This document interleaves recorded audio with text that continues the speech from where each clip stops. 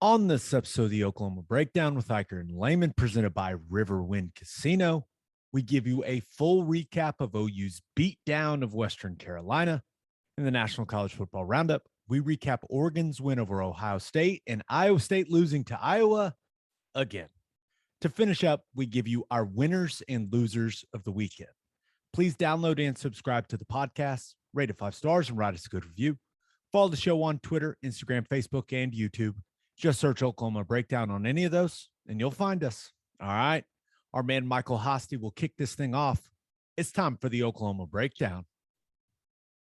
It's beautiful Monday, September 13th, and you're listening to the Oklahoma Breakdown with Ikard and Lehman, presented by Riverwind Casino.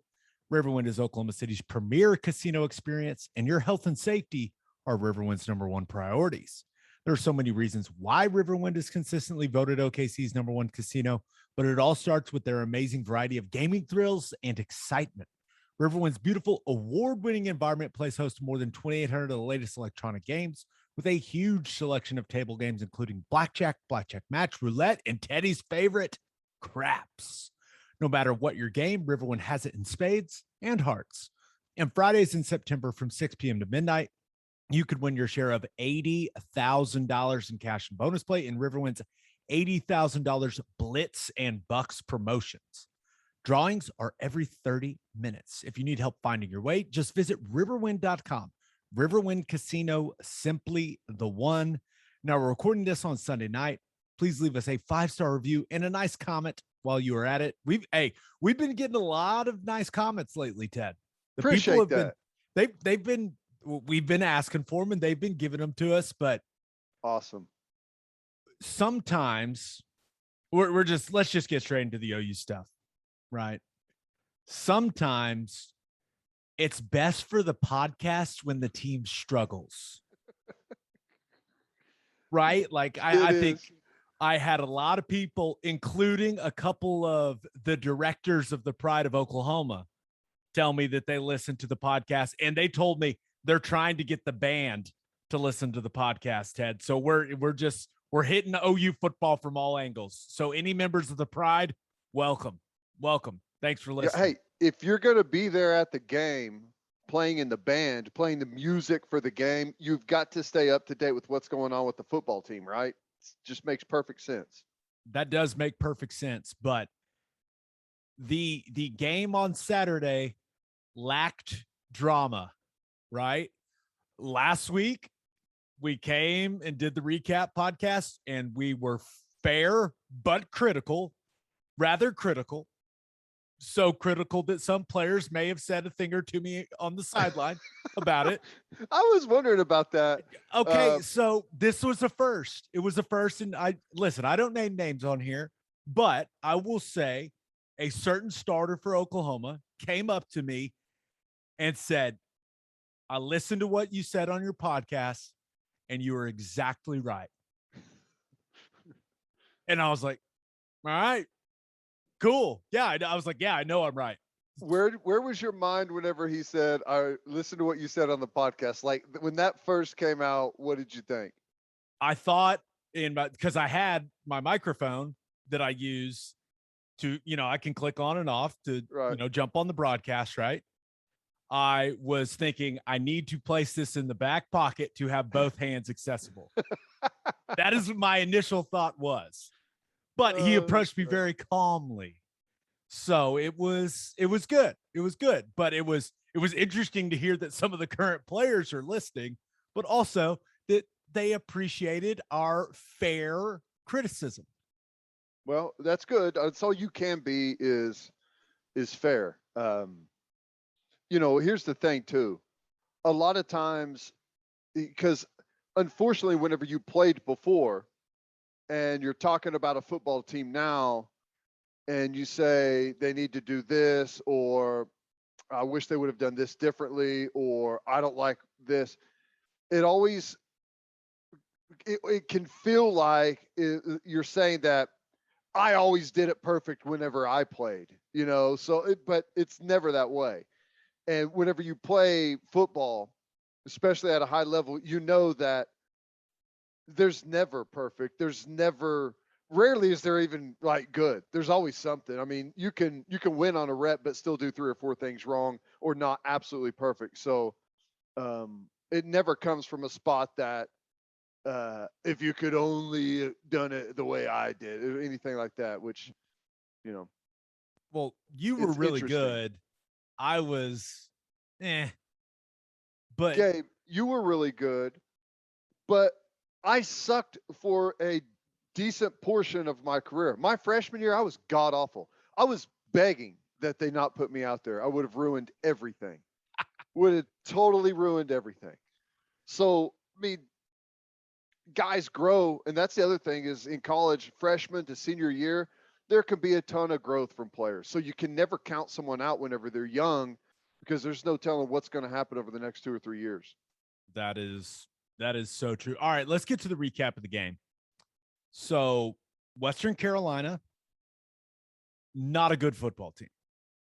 Not a good football team. Let's acknowledge that before we get into the recap, because we're about to say a bunch of positive things about Oklahoma, right? And they handled an inferior opponent coming into Norman the way that they're supposed to handle it, right? So we can be complimentary while also acknowledging that that team sucked.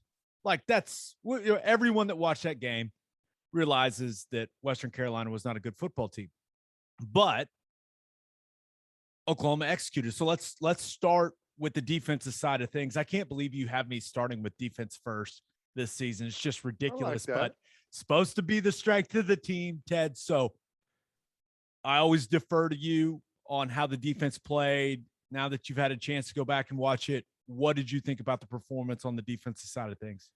Well, I thought the things that stood out that I really liked were that we played with a high level of energy from start to finish, and it never let up. There were hustle plays throughout. There were a bunch of young guys that got really good time, really good reps. I thought the defensive line did exactly what we had talked about. They totally dominated. They won. They were winning one-on-one battles left and right, flying off the football. We had a couple of times where it's like it's a judgment call to whether we're offsides or not, because that's how hair trigger those guys were, and that's good. I mean, that's fine, especially whenever you've got a lead and there's room to be aggressive. I thought for the most part we tackled well. The only mistakes that I really saw in tackling, not only, but if I was to say that there was a general mistake from the team, it was that we overran some things. But that's typically that's good. That means you're flying to the football with reckless abandon. And sometimes you're going to get caught. Whenever you hit that switch, you flip into top gear and you're motoring and a guy cuts back on you, you're at a risk of flying by. That's going to happen sometimes whenever you're playing fast. I'd rather see him do that than I think something that has bothered both of us in the recent past and has bothered OU fans in the recent past is, hey, the wide receiver catches a 5-yard hitch and the corner just sits there, stops, and waits and waits. Then catches, and then gets drugged for 3 or 4 yards. Yeah, I am. If the choices are doing that or flying around and missing a couple of tackles just because maybe you're a little out of control, give me the a little out of control every once in a while team, you know? Yep. No, that's exactly right. Because, more often than not, you're going to square it up and you're going to make the play and you're going to make the tackle. But that was really the only thing I saw. And like I said, you don't want guys to miss tackles, but I almost view that as more of a positive than I do anything else. I thought the safety play was way better. And I'm just talking about no free runners, no mental mistakes. Rotations were good. That first series kind of, it's hard. Defensively, it's hard whenever you're out there first. For whatever reason, I don't know if it's because offenses, script maybe the first 12, 15 plays or what, but the first series is always like the most difficult. because there's a little bit of hesitation. You're not sure what you're going to see. Does your practice marry up to what you're actually seeing on the field? For whatever reason, the first series is tough. So after they kind of were on their heels for a couple of plays there, they're settled in. So I thought the rotations were good. I loved seeing all the different backers play. There was some good stuff. There was some bad stuff, but we got to see a big group play. I thought Deshaun White was on one, man. He was playing super, super aggressive. Loved that. We saw Guebu get out and run a couple of times, the big guy chasing down some things. It was almost in 2 or 3 different plays. One, he's flying to the sideline, makes a play. The next one, he's got the back out of the backfield. He's in good position, and it's a half of a stutter step. He like freezes for half of a step. You can barely even see it, but that's enough for the guy to catch it and get turned and outflank him on the edge. So you just kind of, those things are going to happen, but that you can see the difference between just going, knowing where you're supposed to be, and just a little bit of hesitation can cost a first down. Yeah. And you mentioned Deshaun White. And I don't watch those guys as closely as you do. We kind of divide it up, right? But that's the most decisive I feel like I've seen him play. Mm-hmm. Like in the backfield, just spiking it, recognizing things, and just saying, you know what? Hey, here I come. And once again, not playing against a good team, but just having that clarity on the field, like that's something that can build his confidence, right? And they need him to play well. They need him to play well. So that was a very positive thing for me, seeing Deshaun White play that way. Yeah. And I don't want to get too in the weeds here.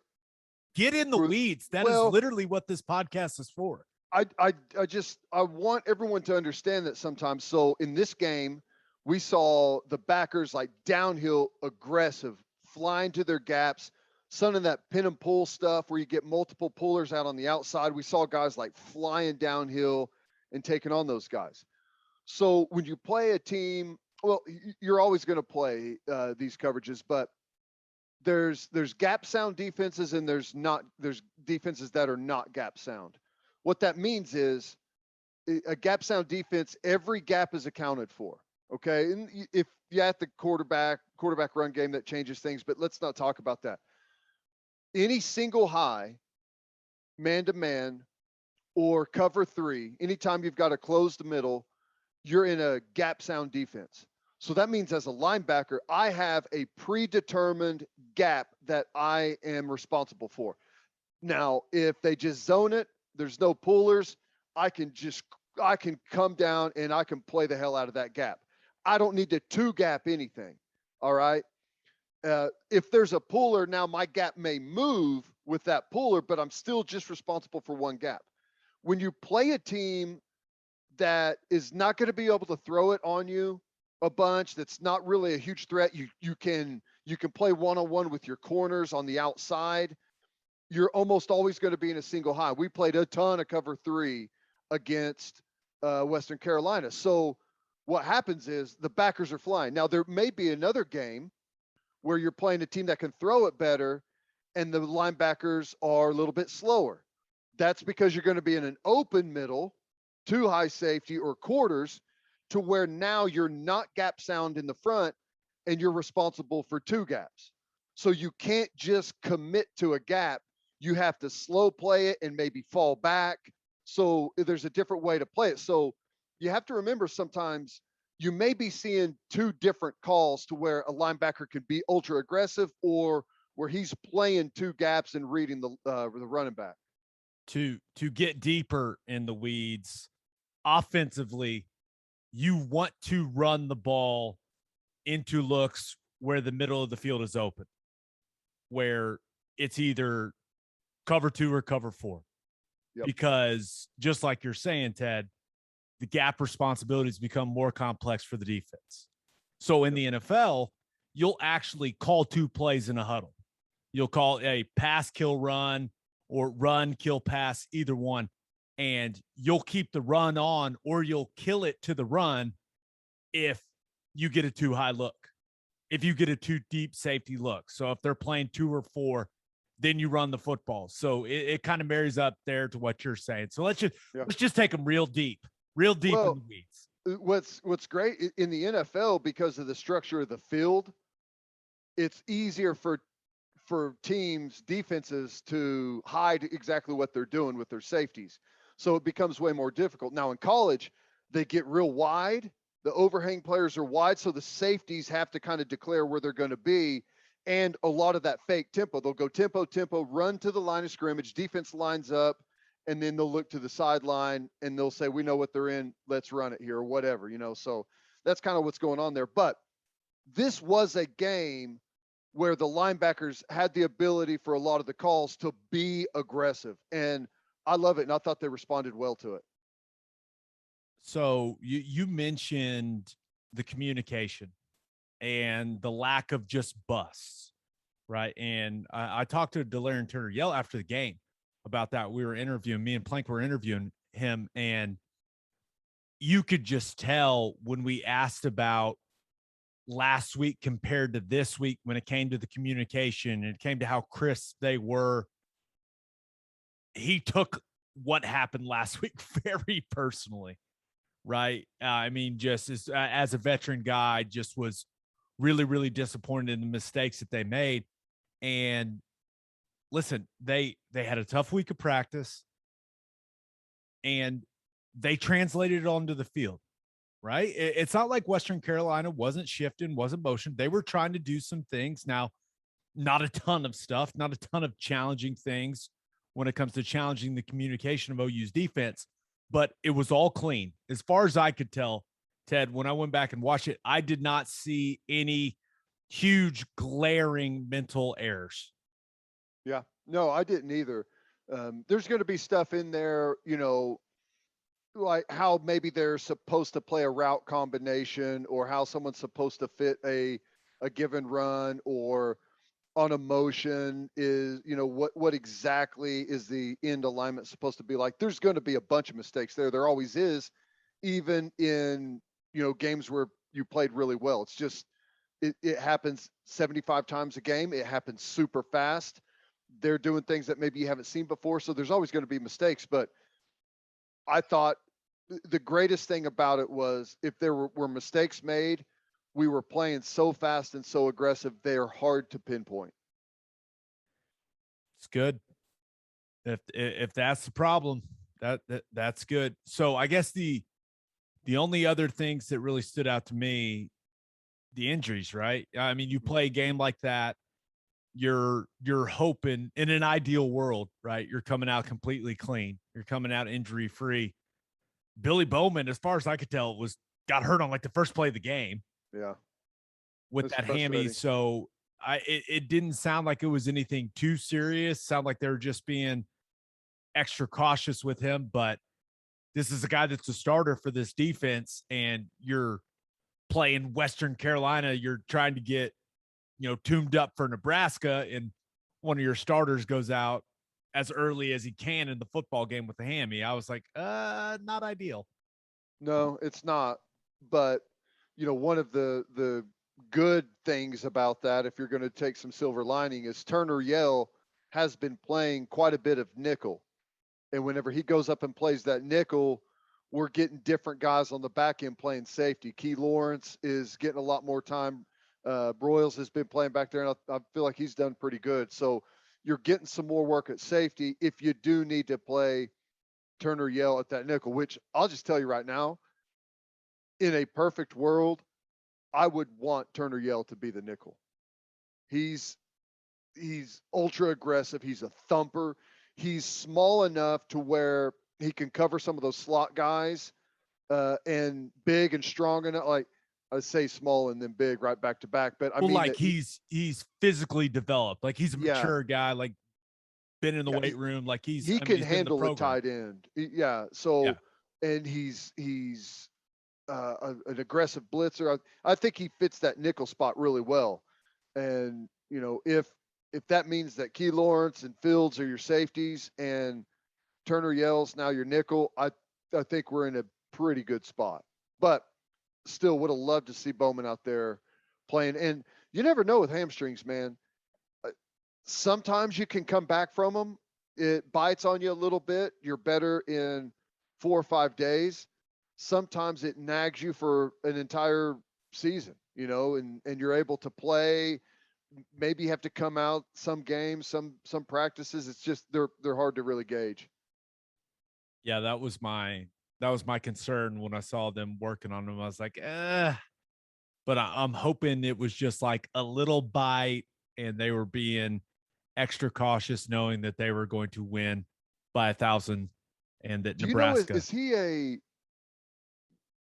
I don't know if you've ever noticed, like, can you see if he's a flexible guy or is he wound tight? He seems like as they were stretching him on the sideline, like he seemed flexible to me. He didn't seem like a muscle bound, like, wound tight type of guy, but I don't know, maybe I'll schedule a yoga class with him, Ted. I'll let you. I don't know how I'm supposed to figure these things out. Well, I think it's weird that they were stretching his hamstring right after he injured it. That's typically not something that you'll see, but maybe they just weren't sure. Maybe he was the information it was like he was laying on his stomach and they were stretching. It was more of like a quad stretch, and it seemed like they were feeling how his hamstring was responding to that. Yeah, seeing if there's like a divot in it or something. Yeah, I don't know. The reason I ask is because the guys that are flexible usually can come back from a hamstring or sometimes even play with them quicker than guys that are wound tight. But the guys that are wound tight usually don't have pulled muscle issues. So there's like a give and take there. But if he's one of those guys that's wound tight and he's got a divot in there, it could be a long time. Yeah, we'll see. Hopefully he'll be back and ready to go for Saturday against Nebraska. Okay, Ted, I just have a question for you. How does your left shoulder feel? Because I didn't know, like when Teddy Jr. went down with the left shoulder, I didn't know if that's something where like you feel it as well. I was having sympathy pains up in the booth. I feel like so was it his shoulder or his elbow? It looked like his shoulder, and they were x-raying it, and he tweeted out, and we're talking about Danny Stutzman. Anyone that didn't catch that part of the didn't watch the game all the way through, he had what seemed like a pretty significant injury by the way that the doctors were looking at it. But the kid's a psycho, clearly coming off the field, like pumping the crowd up, shaking his head. I was like, this kid he's wanted to go back in the game. he's got multiple screws loose, which is how you want your linebackers to be. But it seems significant, but I don't really know. I don't really know what to think. But the disappointing part is that he was playing really, really well, right? Yeah, playing really well, played a lot, played early. He's got a motor. He flies to the football. There's some mistakes out there, and there's gonna be. Just learning how to track the football at the college level is different than high school. But to be remember now, he was not an early arrival. He did not get spring practice like a lot of the other freshmen. He didn't get here till like June 1 or so. Like with the Champ U barbecue, that was like his first couple of days that he was here. So whatever day that was. So it's been a quick transition for him, but he's done really, really well. He's way ahead of the curve for a true freshman linebacker. So I'm hoping that it's something that's not too serious, that maybe he's not going to require surgery and he can kind of nurse that thing, put it in a brace and come back and play some football. It's usually not insignificant when they have to cut your jersey off your body. Yeah. Usually not insignificant, but well, the kid's going to be a player. Like even if he's gone for a while, right? I am beyond confident that kid is going to be an absolute stud in an Oklahoma uniform. Like there's no doubt in my mind. No, I totally agree. He's going to get bigger. He's going to get faster. He's going to get stronger. His last 18 months or so, he's gone from like 205 to like 235. So he's really starting to fill out right now, and he's probably going to put another 10 pounds on. It doesn't have to be right now, it doesn't have to be right away, but that's most likely what's going to happen. And as you can see, whenever he plays, he can run, kid can fly. Between him and the pride of Weatherford, Ethan Downs, not wearing any gloves or wrist tape, there's a lot of psycho when it comes to the future of Oklahoma defense, it appears. Who even does that? That doesn't wear tape, doesn't tape the wrist, doesn't wear gloves. It's crazy. It's Ethan Downs and then Samoan guys. That's the list. It's crazy. It looks weird. It looks like he's like forgot his pants or something. It's the strangest looking thing ever, but I'll give it up to him, man. That you have to have. You can wear gloves and rip your fingernails off, or tear the tips of your fingers and just get your knuckles get just battered and destroyed. That's what gloves on, with the padded gloves. For a guy to willingly go barehanded into that grinder, he's got to have hands of titanium. He's a straight psycho, similar to Vita Vea from the Bucks. That psycho, dude. Also just a force, an absolute force. Like a bulldozer. When he goes, he just caves in the whole offense. When I watch Vita Vea play, I am like so thrilled that I am retired. Like beyond happy. I'm like, yep, made the decision because if I would have kept playing at some point, maybe I would have had to play against that guy. And I don't think I would have held up very well. Just gonna be honest. But yeah, no, Ethan Downs, hey, effort. And once again, he cleans up the trash after the game. My nickname for him now, the Trash Man. The Trash Man. I like it. Then that play he made is just a fantastic effort play. That's all it is. It's nothing special. It's not any any feat of athleticism other than turning and giving everything that you've got to the football. He's a big kid that's fast, and I'm not trying to say that he's not fast, but what he did there was not like oh my God, do you see how fast he is? It was just effort.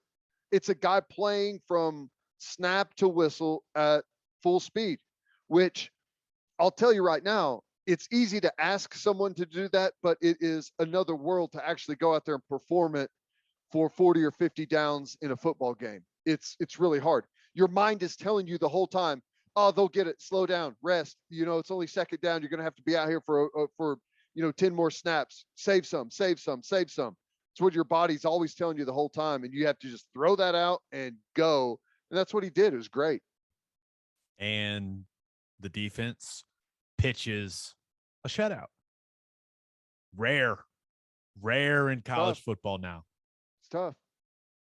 Gotta celebrate that. All right, let's get to the offense. But first, let's talk money. First Fidelity Bank is a full-service financial institution based in Oklahoma with tailored solutions for all your personal and business needs. Checking accounts, saving accounts, home loans, and much more. They do it all, whether it's online banking from your computer or mobile banking from your phone. Everything is stress-free with FFB. Making mobile deposits, paying bills online, and moving money to different accounts could not be easier. First Fidelity Bank also provides free ATMs worldwide, making banking convenient wherever you are. They also give back to the community. FFB donates a total of more than $500,000 to local charities and educational foundations. Make your life easier and go bank at First Fidelity Bank. Visit ffb.com for more information. And make sure you send your kids to Bishop McGinnis Catholic High School. Bishop McGinnis Catholic High School has a long tradition of educational excellence. With a 12-to-1 student-to-teacher ratio, no student is overlooked. Bishop McGinnis's college prep curriculum offers 22 AP courses. There are numerous clubs and organizations for students to join. And as a proud member of the OSSAA, there are 14 sports offered. If you want to provide the best possible educational and spiritual development for your children, contact Bishop McGinnis Catholic High School or visit bmchs.org. Financial aid is available. Spencer Rattler looked much better. Way different energy. had the edge that you were looking for from your quarterback. His accuracy was back. His velocity on his throws was back. He was stepping into throws. The ball placement was where you wanted it to be. I mean, the back shoulder throw to Mario Williams is one of the best throws of his career, one of the best throws that he's had in an OU jersey. That is an elite timing throw. And my favorite part of it, he makes that throw.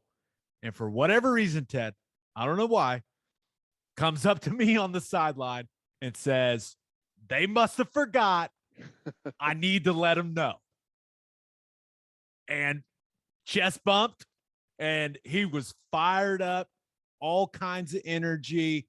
He was way more vocal on the sideline in this game. I loved what I saw from that kid on Saturday. Totally agree.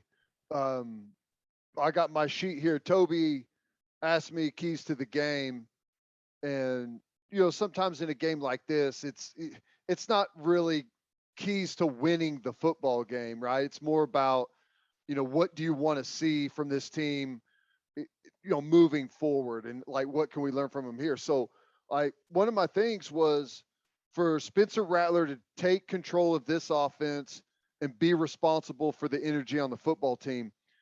It's almost like, he was a redshirt freshman last year. And to understand the dynamic on a football team, when you're a freshman and you're 18, 19 years old, and there's like 22 or 23-year-old men on the team that have been there, that have won Big 12 championships, that have, hardware and all Big 12 players, you can't just walk in there and start telling everyone what to do, right? And start like being the rah guy. You just can't do that. You've got to kind of feel it out. And last year, I don't think Rattler was a great player, but I don't think he was like one of the leaders on the team. And I think he started off this season like he was last year. And I think after week 1, there was this epiphany, or like finally realizing that somebody's going to have to step up and take the responsibility and be the leader. Cause I don't know who it was at that point, but week 1, it didn't feel like there was really anyone. Week 2, this is Spencer Rattler's offense, and there's no doubt, right? Right. No, that's definitely how it felt. And he also played really well. Mm-hmm. That helps too, even in the run game, right? Some of the scrambles he took off. Remember last week, we're talking like, it's almost like he didn't want to get hit. Like what's going on? And this week, do I hit? Do I make a do move? I slide? Like he's indecisive when he's running. And then this week, he's like doing crazy things and trying to reach the ball over the goal line from like 2 yards too far. And you're just like, okay, he had a completely different demeanor and a completely different attitude heading into the game. And that's the Rattler we want to see. And that's the Rattler this football team needs. Bottom line. Well, here's another thing that, I don't know. We've talked about it a little bit, but really not in a connection with Rattler. What's that? This is his 15th game? Is that right? 15th Sounds game. About right. Yeah. He played 13 last year. This is his 15th game. He won a Big 12 championship last year. He won a Cotton Bowl last year. I mean, he did a lot of great things. This is the first time he's played in front of a full stadium anywhere. So to go out there and finally be able to feed off of something, or maybe have like a little bit of a celebration or whatever, and get some feedback from the fans. So that it totally changes the dynamic whenever you introduce 85,000 fans or however many were there. So that's something we got to remember whenever we've kind of been talking about the low energy. And you made the point after the week 1 game that it's not an excuse, but it is a reality that the team will mirror kind of what's going on in the stands. Yeah. I mean, it definitely happens. It definitely, the energy in the stadium. By the way, shout out to the OU fans. The striping the stadium, I did not think that was going to go very well, and it The looked pictures awesome. look awesome. I've seen all the different pictures from all the different angles. It's sweet. Yeah, they Yeah, did really well. Way, very, way better than I thought. yeah, very impressive. But yeah, Rattler was good, and I feel like that was, and once again, it was Western Carolina. I understand that, but it felt like something where he is building in a really positive direction, right? With the way that he played. So the offensive line, not going to learn a ton from them playing that level of competition. You're just not going to learn a ton. But the mental mistakes were significantly cut down, which is important, right? That is, there were way too many in the Tulane game. There were very few in this football game, and that is a step in a positive direction.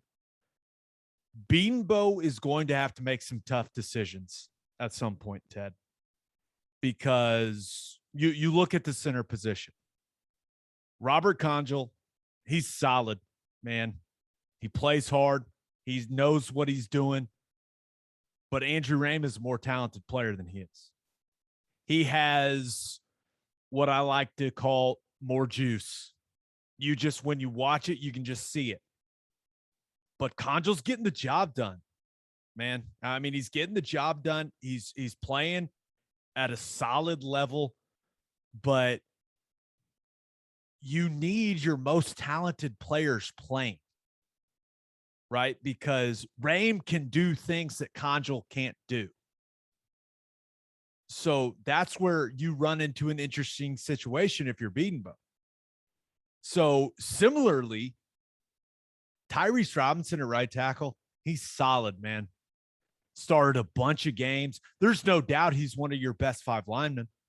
I mean, there's no doubt. But when you get to the Texas game, you get to the Iowa State game, you get to the college football playoff, and you start playing these teams that have 6'4", 6'5" DNs with super long arms. Like Tyrese Robinson, he doesn't have a lot of length at the tackle position.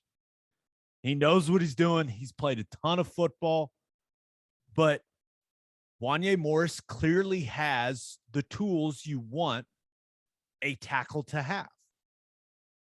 So can Wanye Morris, who we saw for the first time, who I will say, he plays his ass off. Now, there's a couple snaps where I know, Ted, I know exactly what it looks like when a lineman is unsure what to do. I can just tell. I don't know. Like, it's just, if you played offensive line and you're watching the tape and you just see like the demeanor of a guy, you're like, that guy doesn't exactly know where It's the he's old supposed to go. float, right? Whenever you're Just, just kind of floating out just, there. he had a couple of those, but he also put some really good stuff on tape. And he plays hard. He runs to the ball. He's got the length. He's got size. Anchors pretty well. Like, when you get to playing the elite teams, that's the type of guy you want to have at the tackle position. And we've gone over the Anton Harrison thing, right? And me and Anton had a talk on the sideline. It was one of those, hey, man, do you have any idea how good you can be if you just play hard? And he gave me this look, and I was like, that's all you need to do. You know what to do. Just play hard.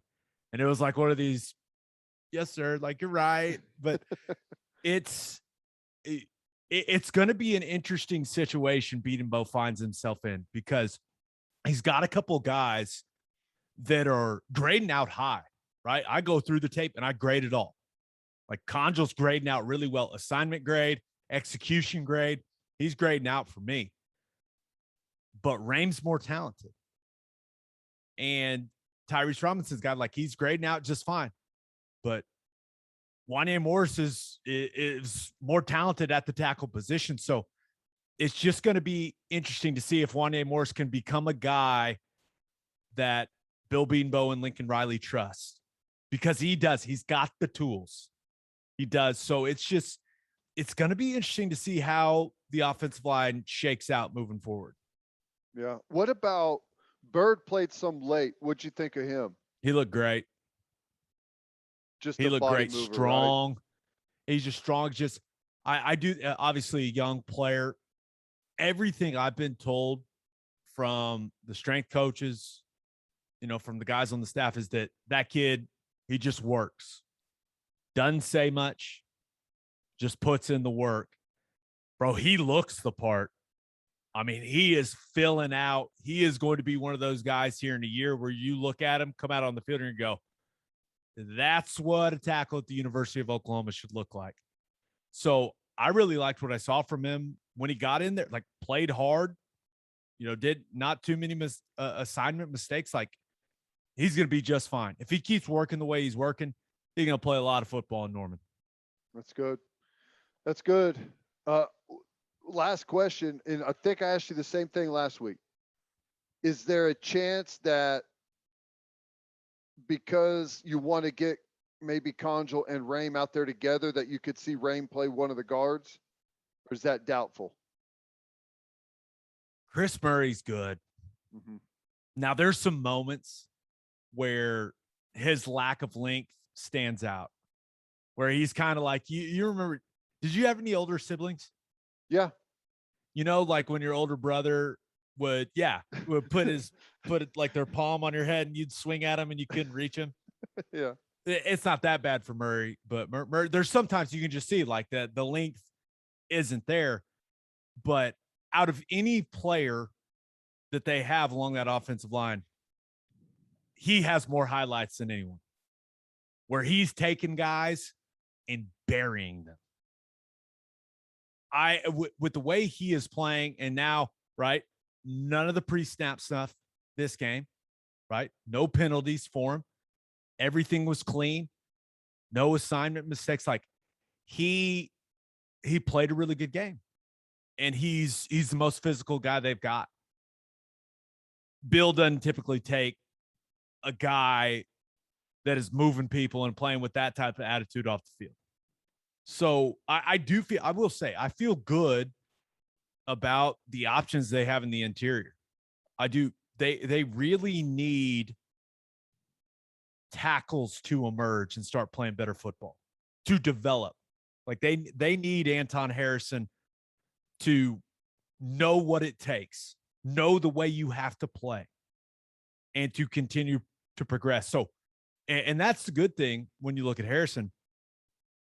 You look at how he played last week, and once again, I know Western Carolina sucked, but you look at how he played last week from an effort standpoint, and you look at how he played this week, and there's improvement.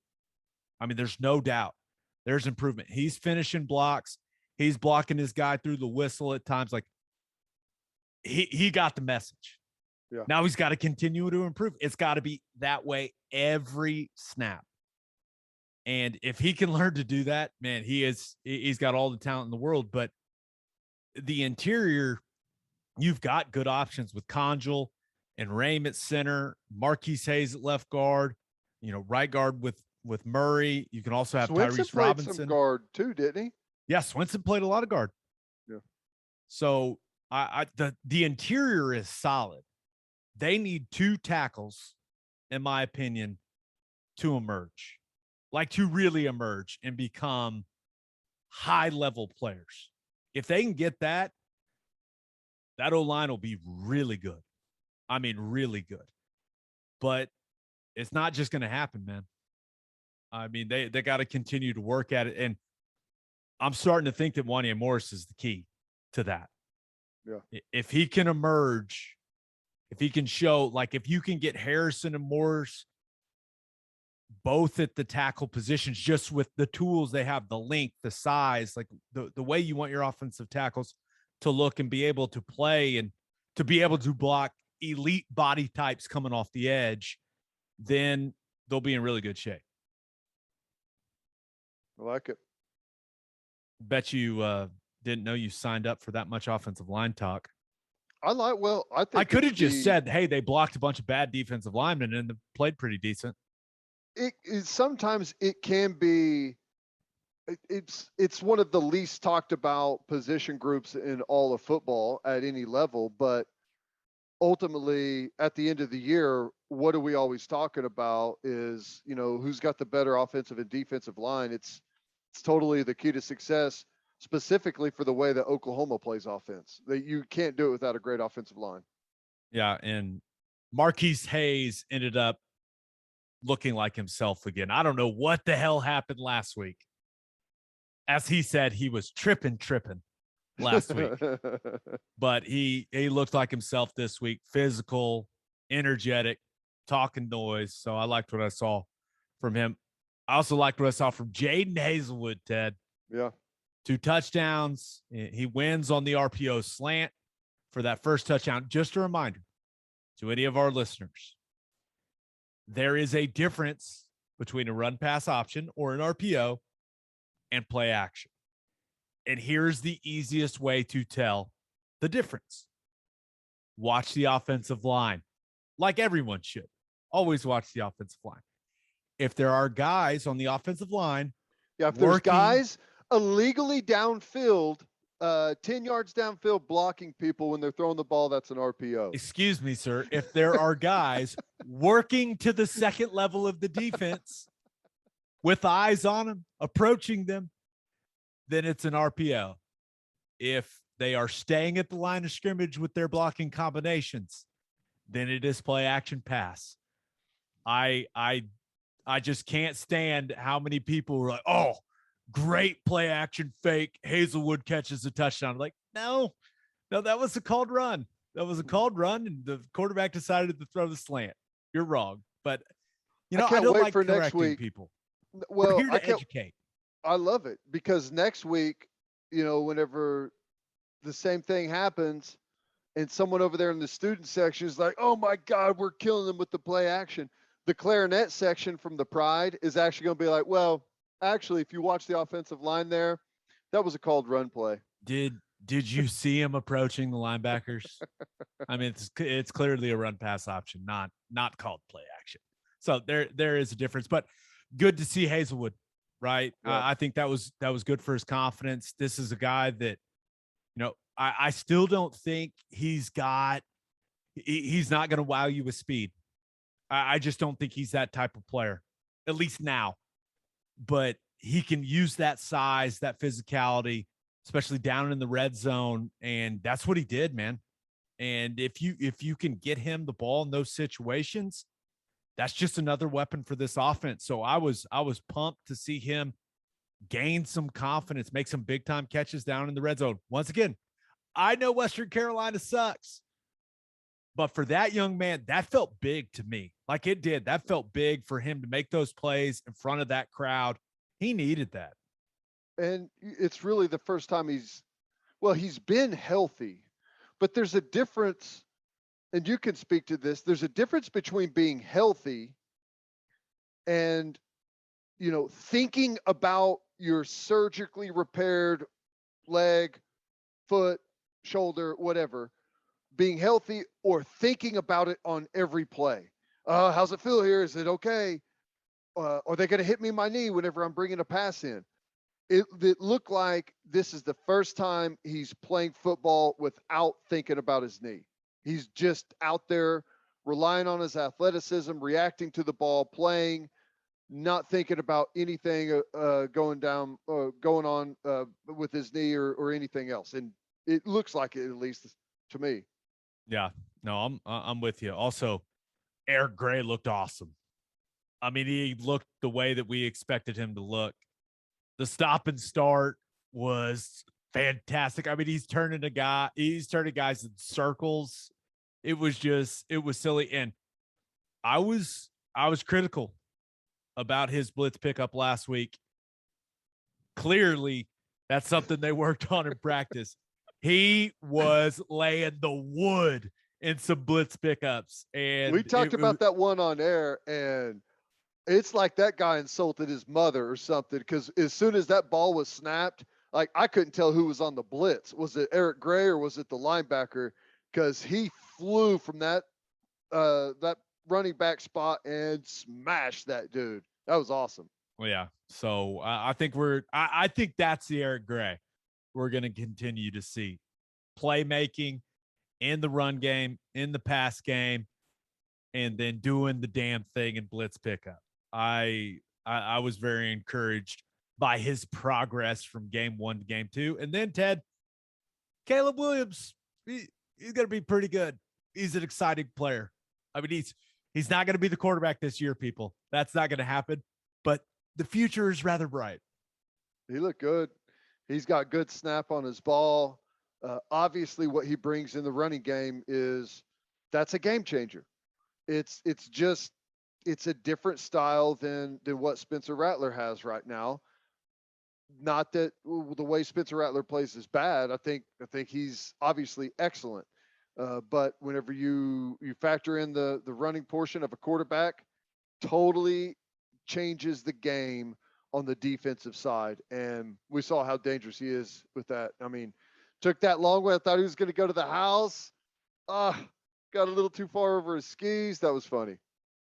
The one where he was going for the end zone and got a little too far over his skis. Caleb, hand the damn ball off. Touchdown. Jaden Knowles walks into the end zone on the outside zone read scheme, and it was a give read. Hand him the ball. Hand him the ball. And yeah, then you don't end up tripping. was standing pretty far out there. I thought he was still going to be able to run around him, but couldn't turn it. Okay, for our call your shot question, we asked for your number 1 takeaway from OU's beatdown of Western Carolina. And this one comes from some guy named Toby Rowland at T-Row OU. All he said is Teddy Williams. Oh, man. If anyone was listening to the broadcast on Saturday night, we had an ongoing saga. We started off at FanFest, and it's just north of the stadium. So typically what happens is the whole crew is there. We do Toby brings it in. We do a quick little opening segment. Hey, what do you think about the game? What are you looking forward to? We do that 10 minutes.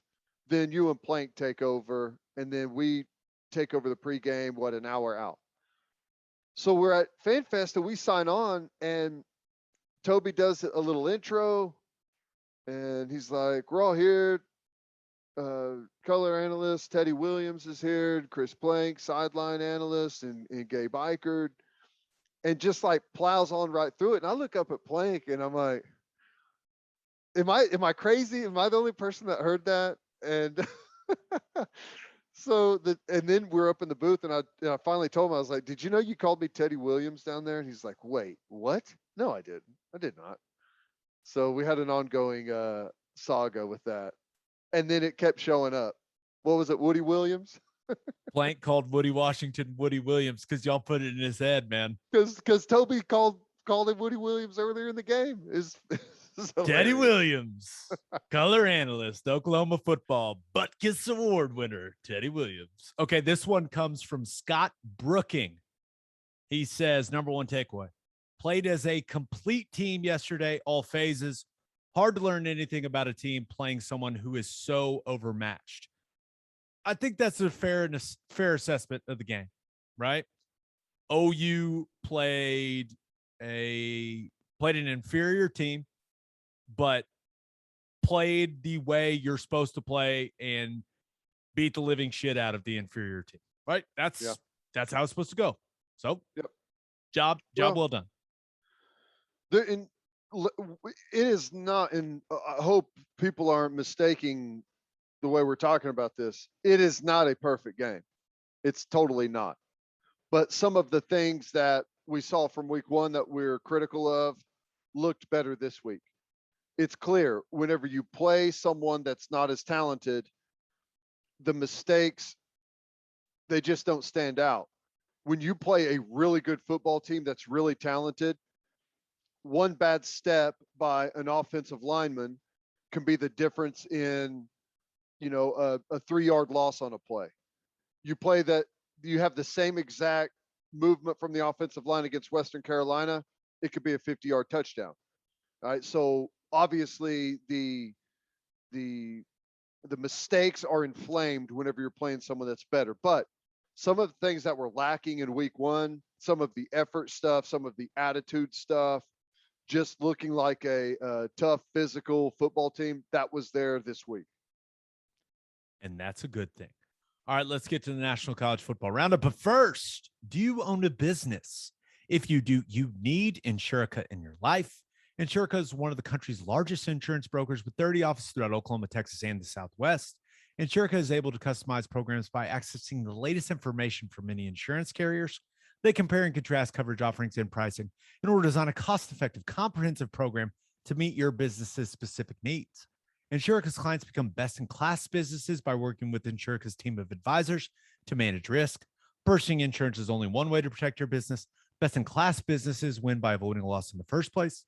If your business partners with Insurica, you'll save huge amounts of money and take back control of your total cost of risk. I'm an Insurica client, and you should be too.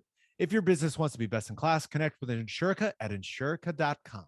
That's INSURICA.com. And guys, summer is here, and you know what that means. It's hard seltzer season, baby. And there's only one hard seltzer that we drink on this podcast, and that is Sonic Hard Seltzer from Coupe Ale Works. It's still weird saying Sonic instead of Will and Wiley. It's perfect for any occasion. We drink it by the pool, at the lake, and at the tailgate. You can buy 12 packs of the iconic Sonic drive-in flavors like cherry limeade and ocean water, or you can grab a citrus variety or tropical variety pack. Find it at your local grocery store, convenience store, or liquor store. All right, to National College Football Roundup. The Tulsa Golden Hurricane. Remember, that is singular, not plural. The Tulsa Golden Hurricane 23. The Oklahoma State Cowboys 28. Fresh off the loss to UC Davis, Tulsa took the Pokes to their limit, and the Turnpike Classic was actually very entertaining. And hey, Tulsa was the better team for 3 quarters. I watched every snap of the game, and I was really impressed with how Tulsa's defensive line was handling Oklahoma State's offensive line. I mean, they were living in the backfield. I will give credit to OSU, made the plays they had to make in the fourth quarter. The LD Brown kickoff return for the touchdown was a massive play in that game. Oklahoma State's defense was solid, in my opinion. Their offense, they've got to get a lot better, man. If they want to make any noise in the Big 12 conference at all, Mike Gundy better find that improved Spencer Sanders he was telling us about, because I did not see him on Saturday. He looked like the same average to below average guy that we've seen for the last couple of seasons, Ted. Yeah. I don't know. I don't want to sit here and hammer the kid, but he's not middle of the road in the Big 12. I think is. I mean, I think with how highly recruited, he was. I mean, he's supposed to be like a, first 3-4 rounds type draft pick in the NFL. He's nowhere near that in my head right now. Nowhere close. He's a 55 completion percentage guy in college football, where routinely guys are up above 70. A touchdown, an interception, add a couple of plays in the running game. And the interception was a pick 6, and I'm still trying to figure out where he was throwing the football. I have no idea. Yeah, I don't know, man. I'm not seeing it. I don't think it's like I said, I don't want to hammer the kid, but it's not going to happen. A lot of times they'll say, well, you got to wait it out. These kids, they change. We've been waiting for a long time, man. We've been waiting for a long time, and I've given up. I don't think it's going to happen. I I was holding out hope for the young man because of what his head coach said about his improvement this offseason. I was not impressed.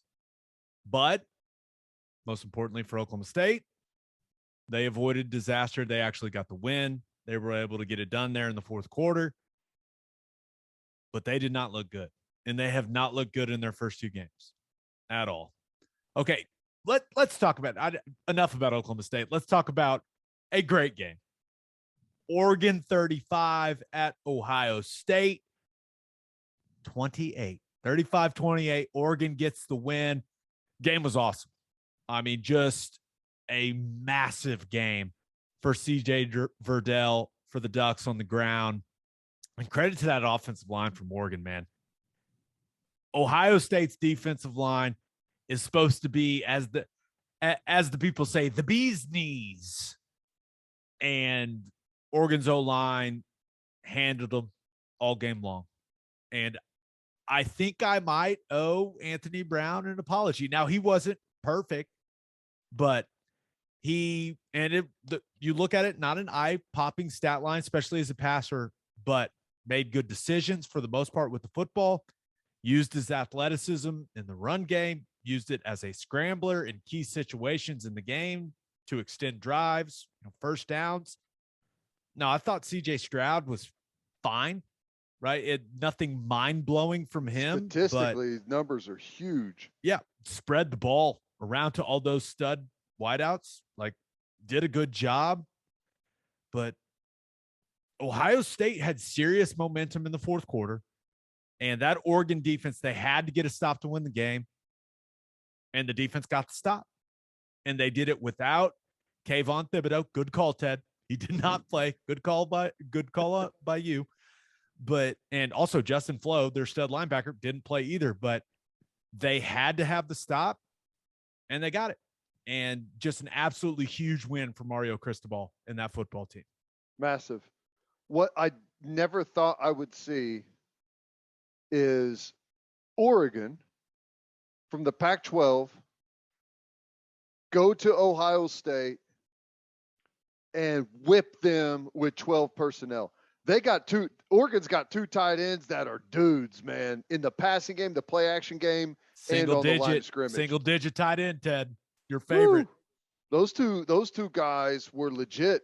And that's something that if you can do that, that's not just trick 'em stuff. That's lining up and whipping a team on the line of scrimmage that's had a top 5 recruiting class for as far back as we want to go. That's impressive stuff, man, from Oregon. Really is. Yeah, you were saying it. It was so weird. First of all, it was a very aesthetically pleasing game. The game reminded me of Christmas. I hated to say this. I told someone, I was actually standing there next to Steely, and I was like, man, I hate to admit this, but I love those Oregon uniforms. Love those. Those uniforms are awesome. The white with the green accents, and then you had the Ohio State red, and I was like, it's Christmas in September. And it was the best game of the weekend. I mean, it was an awesome game, but dude, you're right. Oregon, and this is exactly what Mario Cristobal has been building, right? He's an O-line guy. They were the more physical team at the line of scrimmage.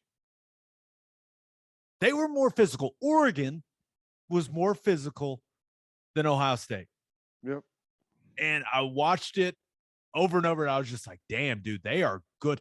You talk about two offensive tackles that looked apart. Holy shit. Those guys from Oregon look awesome, but it's just, they just controlled things. They out-hit Ohio State, and when has anyone been able to go in to the Big Ten, to like Ohio State, and beat them running one back power and 12 personnel, and then play action off of it? They're running the same thing, 3-level 9-7-3, where they play action like they have the two tight ends, and they just like spear off with the over, and it's tough because you got the safety and everyone's like burying down in there. Then they've got to like regroup and try and get out to their zones. It was good. It was fun football to watch. Ohio State's defense never adjusted to the pin pull concepts down by the goal line. That corner just took himself out of the play every single time. They scored 3 touchdowns on different versions of the same concept.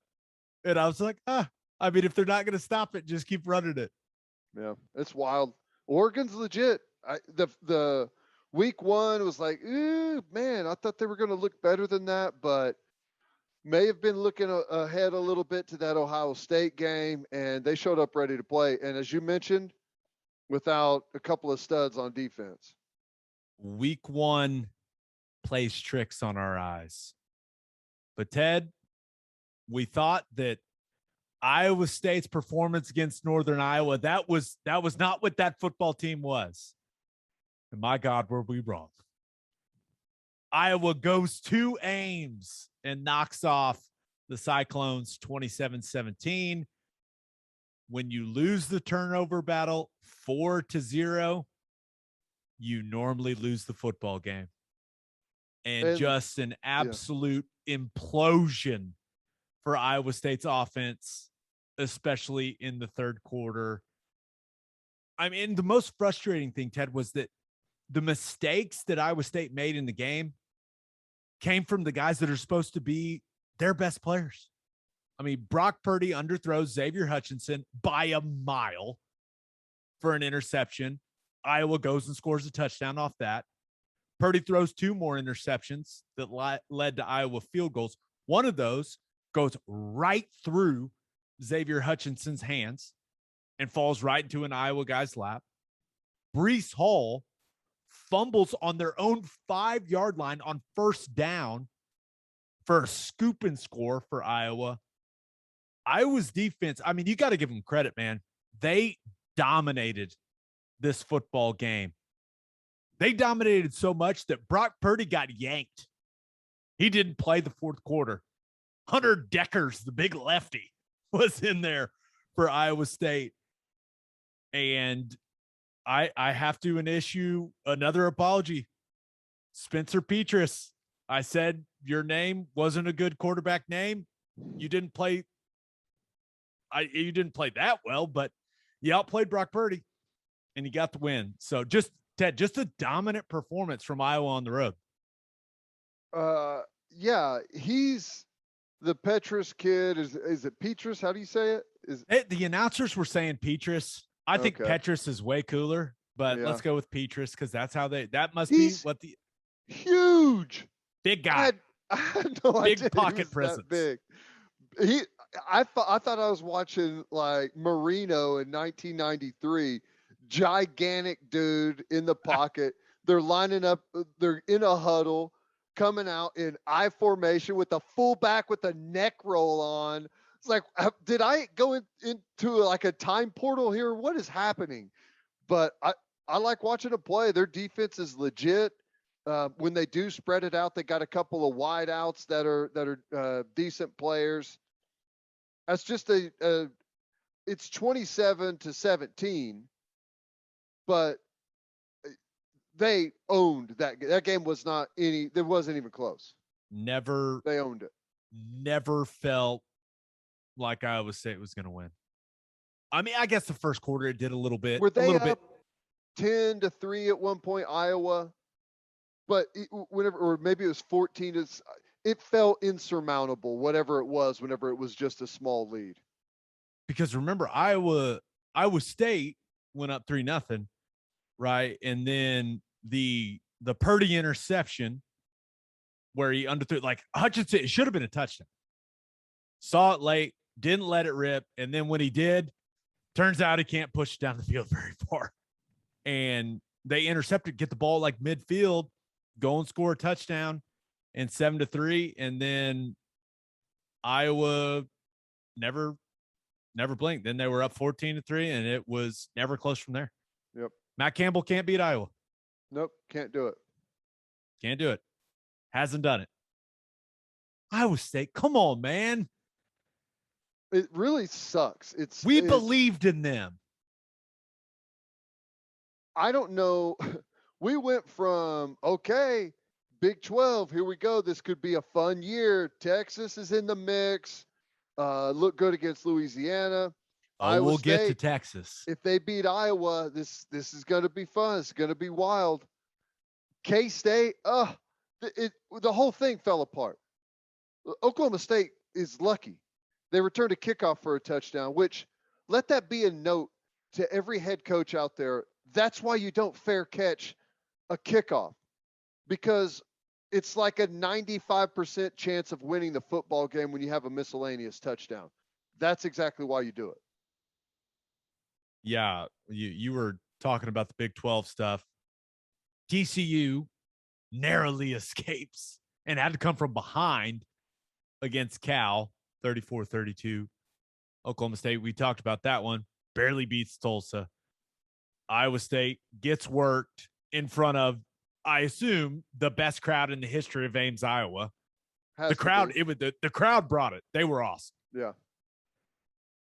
And then Kansas State plays a tight one against Southern Illinois, and Texas Tech has to come from behind and beat Stephen F. Austin.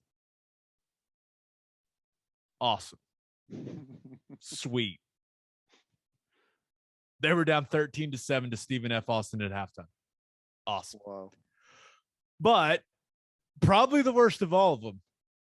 Ted, week 1 lied to us. Our eyes were fooled. We were deceived. The Texas Longhorns go to Arkansas and get their ass whooped 40-21, and it was not that close. Ted, I got a question for you. How would you react if you were on a defense that gave up 333 rushing yards in a game? Oof. I don't know. I don't even, that doesn't even register. That's crazy. That's disrespectful is what that is. That is just straight up shoving your nose in it. That is brutal. 333. Woo. Arkansas's offensive line destroyed Texas's front seven.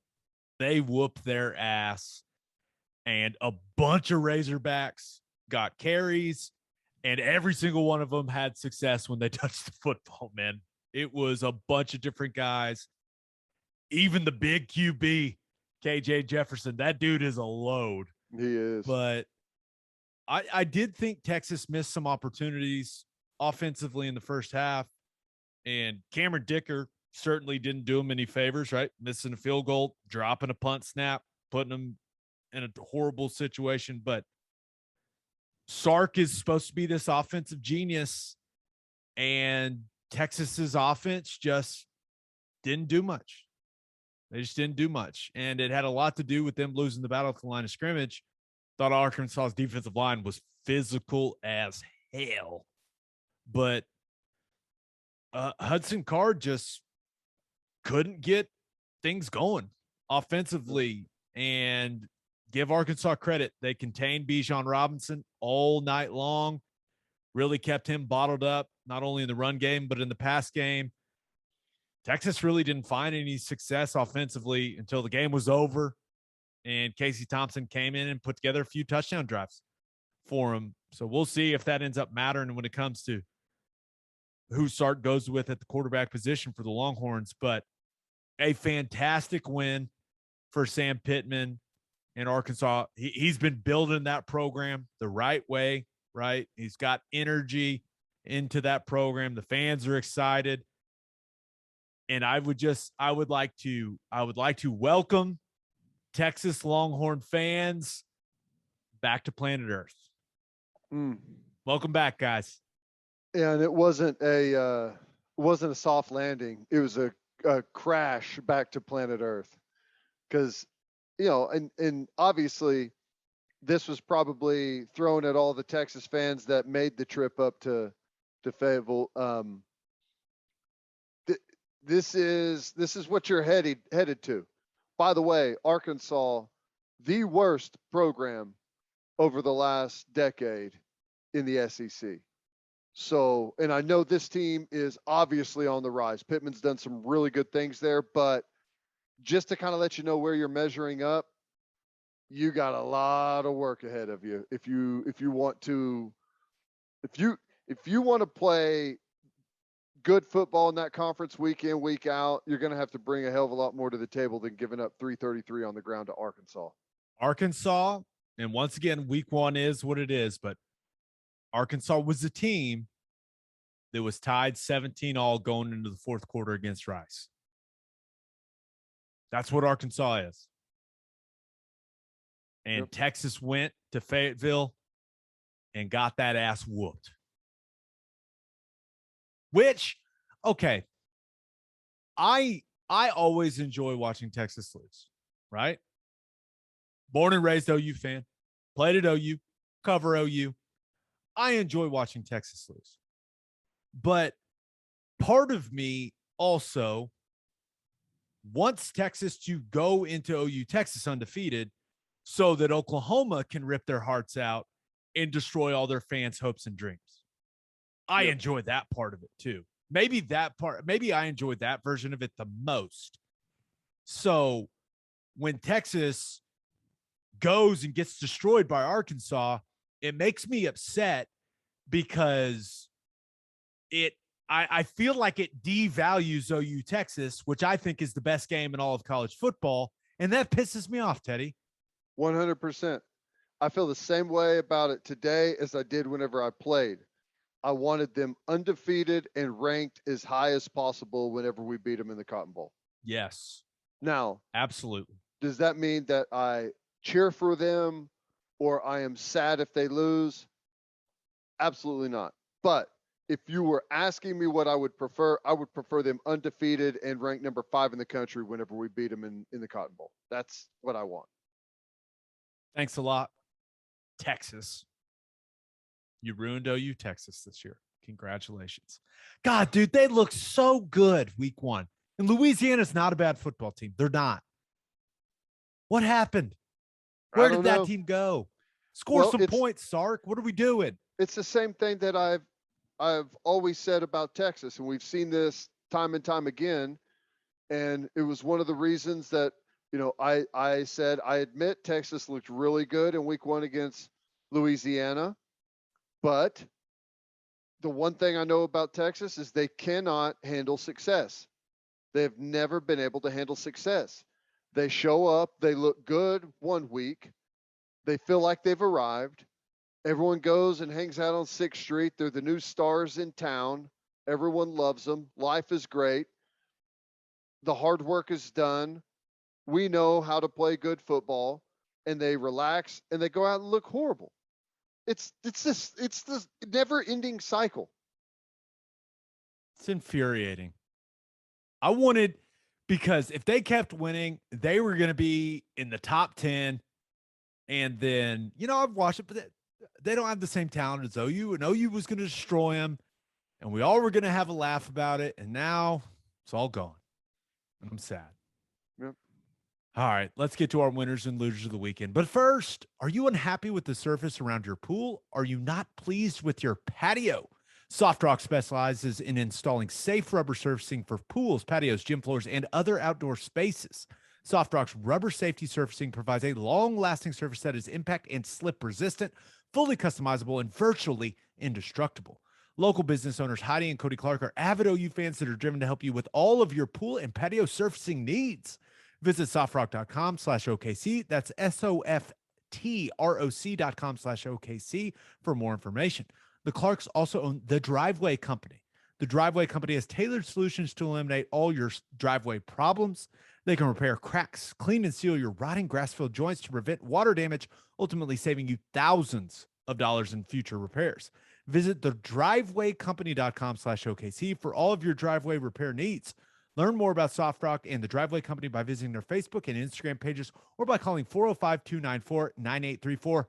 Make sure they know we sent you. And are you looking to buy or sell a house in the OKC metro area? I just used the Ronaldo Cloud Group to sell my old house, and it was so easy and stress-free. Station Ronaldo and Matty Cloud are with Sage Sotheby's International Realty. They believe in prompt communication, an honest relationship, and luxury service. And that's exactly what they gave me. You can reach them by emailing stacia@sagesure.com. That's STACIA@SAGESIR.com. Or you can contact them on Instagram at @soldbystacia and @soldbymaddie_. You will not regret using them. As always, Ted, kick us off. Who do you have as your winner of the weekend? Well, I considered going with Panthers and Jets fans because I got to tell you, it's rare that I feel like everyone wins. And I know the Panthers won that football game. I thought Darnold looked excellent at times for Carolina. And even though he lost, and even though he had a bad interception, I thought Zach Wilson actually looked really good for decent portions of that football game. For his first start in the NFL, he looks like a guy that belongs. Now, he's going to have some things to work on, obviously, but I kind of felt like both organizations have a good quarterback for the near future. I agree. I thought Darnold, for whatever reason, he just looks better in a Panthers jersey than he did in. He looked athletic out there, didn't he? Maybe it was the white. I don't know what it was. He just looked better. Matt Rule with the FDNY hat. That was awesome. I love Matt Rule so much. Ted, I'm so surprised you picked this game.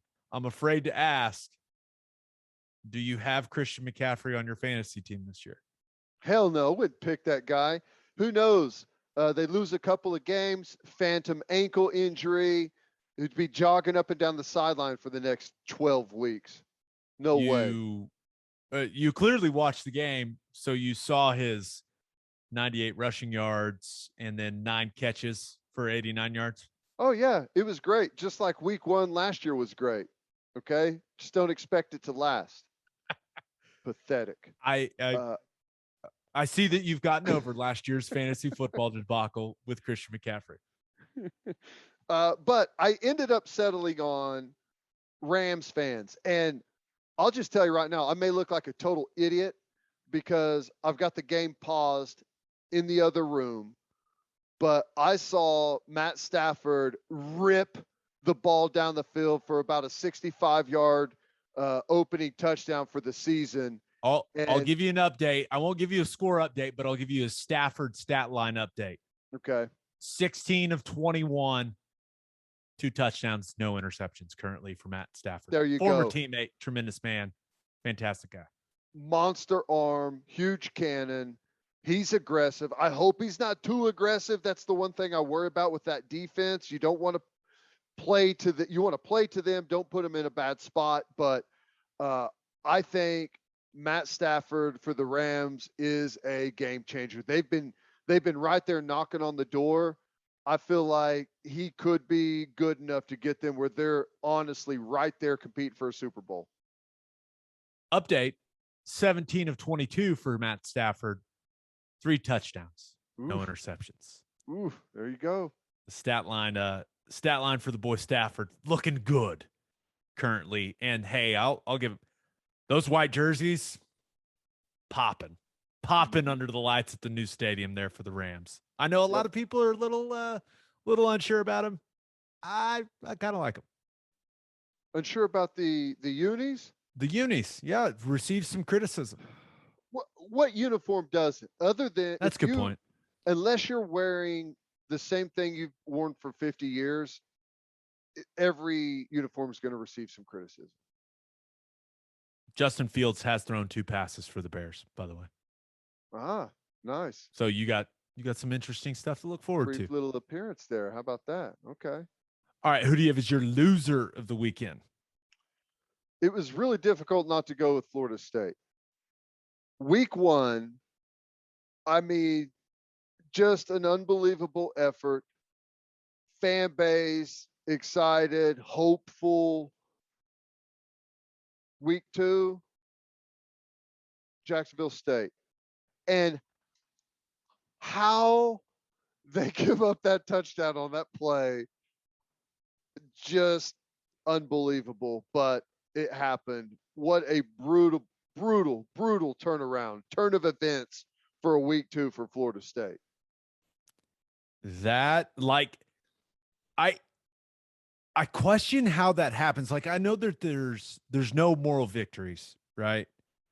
But you play Notre Dame, who is one of the most talented teams in the country. Any way you look at it, right? Along the line of scrimmage. They barely won. It was like the complete opposite. They escaped. Florida State did not. That was crazy. But I just wonder, like, if you're the players from Florida State, what do you say coming into that locker room? Like, we were all excited for Mackenzie Milton to take over as quarterback, and he was okay.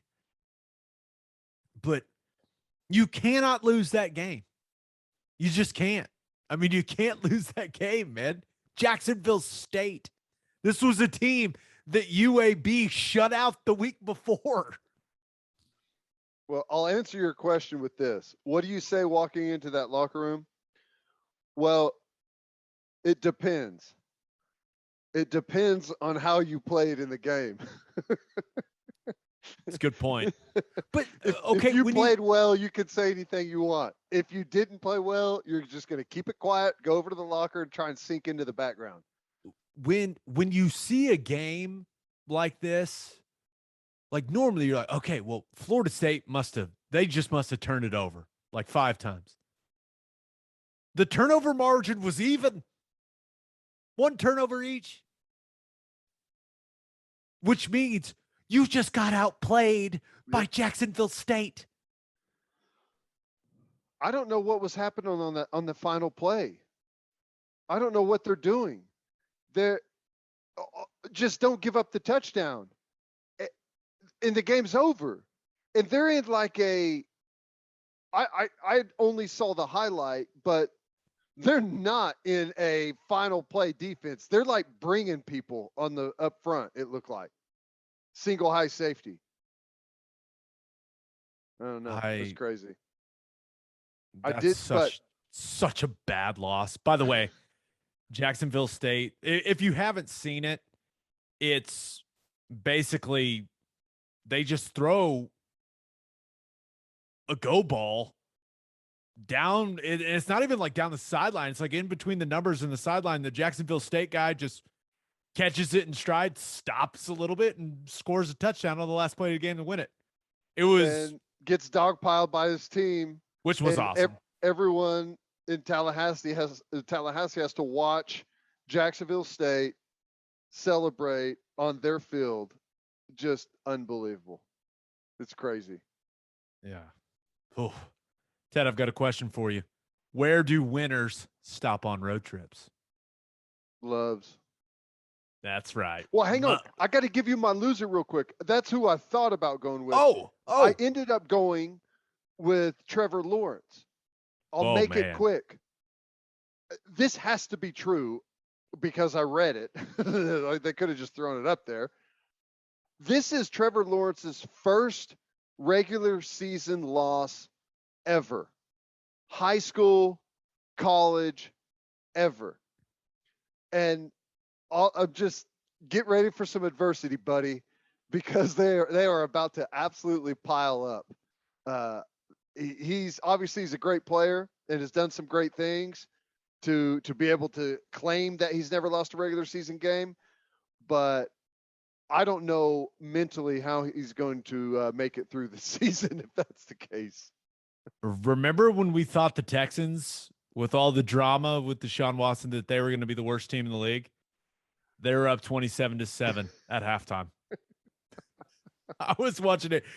I was just like, oh my gosh. And I will say, my man Tyrod Taylor looking good that away, Tyrod. God, they're going to be bad, man. Horrible. Is Urban Meyer going to make it through the season? Like health-wise? I don't know. I don't have an answer for that. I hope he does. I hope he's all right. He didn't look like he was having a very good time. Here's the thing, man, and you know this, not to spend much time on it. He's a grinder. He grinds his players, and in the NFL, they'll do it for a little while, but if it doesn't turn into wins, mutiny. Oh, yeah. Hey, Ted, I've got a question for you. Let's see. Where do winners stop on road trips? Loves? That's right. Yes. Love's Travel Stops. Love's has over 560 locations in 41 states, offering 24-hour access to clean and safe places. If you're road tripping to the OU or OSU game this week, make sure you stop at Love's Travel Stops. Whatever your road trip needs are, Love's has it. Of course, you can purchase your fuel at Love's, but they also have restaurant offerings, fresh fruit, drinks, and my favorite, Java Amore. That coffee is fantastic. Hey, someone sent me a tweet. Got the coffee because of us. Keep getting it, people. Yeah. I like it. Love's also has you covered if you forget your phone charger or headphones. They've expanded their mobile to-go zone so you can grab any of that stuff there. If you're making a long trip, you can always stay at one of the 19 hotels Love's operates across the country. Make sure you download the Love's Connect app for exclusive offers from today's most popular brands. The Love's Connect app also includes a route planner and store locator. When you see the red neon heart on the highway, stop in and say hi at Love's Travel Stops. For a full list of what Love's has to offer, visit loves.com. Ted, I do believe Love's will be giving us some gift cards to give away to listeners. Yeah. Awesome. So we'll work that into the read when we get those. Okay, for my winner of the weekend, thought about going with the Pittsburgh Steelers. So much hype for the Bills coming into the season. People saying, hey, maybe Super Bowl team. Well, all the Steelers did was go to Buffalo, get down 10-0, and fight back and get a tough road win, 23-16. And Big Ben was okay, but that was a nice win for the Steelers. But to my winner of the weekend, Kyler Murray and the Arizona Cardinals go on the road and just smack the Tennessee Titans 38-13. And Kyler looked awesome. I mean, was ripping deep throws all the way across the field early, was really accurate. His mobility continues to be one of the most entertaining things in the National Football League. He had an absolutely ridiculous scramble in this one. Like, it was straight out of like a pickup game of football at recess. It was awesome. But some of those throws he makes on the run, they're just ridiculous, man. And that touchdown throw to DeAndre Hopkins, it was so good. Like, he's so difficult to defend. He had the rushing touchdown on the naked, ends up with the rushing touchdown, 4 passing touchdowns. Arizona's defense completely shuts down Derrick Henry and that Titans offense. Chandler Jones had 5 sacks. They may want to get that man that new contract that he wants. They better do it now before he gets 20 sacks. Yeah, but just a dominant performance for the Arizona Cardinals on the road against what I think is going to be a really good football team. So that was a hell of a start to the season for Kyler Murray and the Cardinals. I think that Kyler is on the verge. Year 2 down the road, maybe sooner, I think he's going to be the best quarterback in the NFL. It's too easy. Whenever someone in a sport makes it look that easy, there's something going on. Like, we're about to witness something special. I don't know that I've ever seen anyone make it look that easy. Now, it's week 1 and he's going to go through some stuff as well, but I don't know which was first, but it was funny that on my timeline on Twitter, someone tweets out a video of is like the first throw on the run. This is going to be the greatest. This is going to be the best throw you see all day. And I was like, wow, yeah, probably is. And then like 2 scrolls later, there's the NFL Network has a video of him throwing the grenade ball that it looks like it comes like straight down into the back of the end zone. Unbelievable. The kid is unbelievable. In the scramble, or not the scramble, but the rushing touchdown, he's different. He's a different player, man. He knew he scored as soon as he turned around on the fake. Like Oh yeah, he was like, "Oh, I'm out running that dude, put the ball up and everything." I was like, "Oh my gosh." it's nice to know that you are the fastest player on the field at all times. It's a great feeling. They look good. Hey, even old JJ Watt, he made some plays in that one, He's but running under some blocks, making a couple no, plays, running behind. or running behind him. Running behind. He did it on the The goal line and Olay. made a play, and I was like, JJ. Oh gosh, vintage Watt, some would say. Okay, for my loser of the weekend, thought about going with the Browns punter. Listen, man, you can't hand the Kansas City Chiefs points, bro. I know you're from Scotland, but don't do that. Like, and I think they call him the Scottish Hammer. And I've got some intel. That guy likes to drink some Guinness. Shocker. He gets after it. But it hit him right in the hands. One job. And of course, that sets the Chiefs up. And the Chiefs ends up that was an awesome game. And I felt bad for Baker. Like he had played so well. So well. And for that game to end on that interception from him when he's just trying to make a play, that was unfortunate because I thought he had been really good. And it's just hard to beat the Chiefs when they let Blake Bell take some snaps and get a few God, that QB was sneaks cool. in. That was sweet. Let's go, Blakey. That was cool. A couple of things. Number one, that is exactly why I hate specialists, punters, and kickers. That is exactly why. Everyone plays their guts out for an entire game, and it comes down to a guy dropping the football. The other thing is, you feel bad for Baker. How about me? I picked him to win the football game outright, Gabe. Well, and it was right there. I picked the Chiefs to cover. We both were wrong. The Chiefs won by 4. So we're both idiots. I was at my wife's grandparents' house. They do like a monthly thing where everyone that's got a birthday in that month, they just get together and they knock everyone's birthday out on that one Sunday. And the Chiefs were going for 2. They were up 4, and I turned to a couple of my wife's uncles and I was like, "This is significant to some." They're like, "What's the line?" I was like, 6. I was like, "At least you get a push." Didn't happen, man. I was really hoping they get it because I could come on and be like, I didn't lose. You lost. But I can't even do that, Ted. Horrible. We're I will say morons. this, though. The Browns are going to be real. They are a contender this year. Oh, yeah. Legitimate contender. I expect those teams. I would not be surprised if that's your AFC championship game. Yeah. Agreed. I think that is.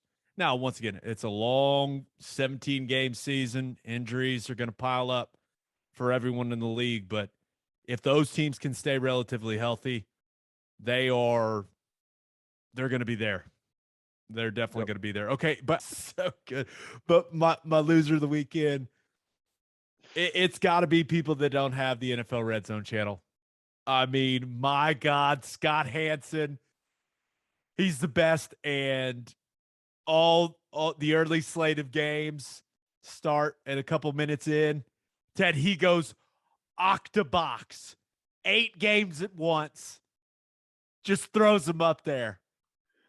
Well, I needed a moment. I'm a loser because I don't have. I have the DirecTV version, which is not the Hansen version. The other guy is okay. You have Siciliano. Yeah, he's not nearly as good as Hansen. Hansen is so much better. Oh. And all I got out of it was a hashtag quad box. Pretty pathetic. Dude, but you're right. For one guy, he calls 8 hours of football nonstop with no breaks. It is amazing. You think he's wearing a diaper? I just wonder what his caffeine consumption is. He's probably got it. Or if he's got something a little stronger going on. He may. It's great though. I'm with you. I typically have Redzone up and whatever game I want to watch up, but today I was all red zone, and you feel like you watched every game. Even though you only saw bits and pieces of it, you still feel like you watched every game. It's awesome. Dude, there was an 8-boxer for the early slate. There was a 5-boxer for the late slate. I mean, they had in the early games, they had that crazy San Francisco Detroit finish going on the same time that Pittsburgh was trying to hold on against Buffalo. And at the same time, Minnesota and Cincinnati were going to overtime. And I was just sitting there like, yes, yes. It seriously is. You have to give credit to the NFL. It's the one thing about college football that it's such a scatter shot, and it's not as commercialized, I understand, but the NFL, it comes down to like that last like 4 or 5 minutes every weekend. It's amazing. The witching hour. It is. But there was this one sequence in the late slate of games where it's like they were showing a snap of Miami, New England, and then it would go straight to Green Bay, New Orleans, and then it would go to Denver, New York, and then it just went for like 12 straight plays. And it was just like the games were timed up perfectly to where you could go one snap, they'd flip over, they'd be snapping it, they'd flip over, the other would be snapping it, they'd flip it back. I was sitting there like, oh my God. I felt like I needed to take a shower afterwards because I was just like so excited. I started sweating. I didn't know. I'm not in red zone shape yet, but I'm gonna get back there. You'll like this. When I lived in Vegas, when I was playing out there, Sunday was our day off, and I can't even remember the name of the casino, but it has a like a theater. And on Sunday, they have like a gigantic movie screen in there. And on the movie screen is like the middle portion of like 75% of it is red zone. And then there's the boxes of all the individual games going. That was the first time I was ever introduced to red zone. And they've got like these different bars set up out there, and they've got all the different like kiosks to where you go in and put your bets in.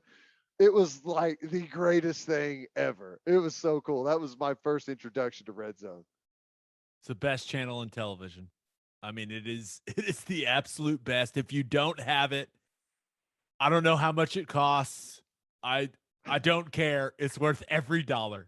Get it. And they don't even sponsor the podcast. They should, but they don't. Not yet, at least. On that note, episode 146 in the books. We'll have a new podcast that'll drop Thursday morning. OU, Nebraska preview. Let's go. Just a reminder, you can hear Teddy from 2 to 6 on 94.7 The Ref, and you can hear me from 3 to 5 on SiriusXM Big 12 Radio, channel 375. Hope you all have a great week. Until next time, we appreciate y'all for listening, and do what you always do, Oklahoma. Take care of each other.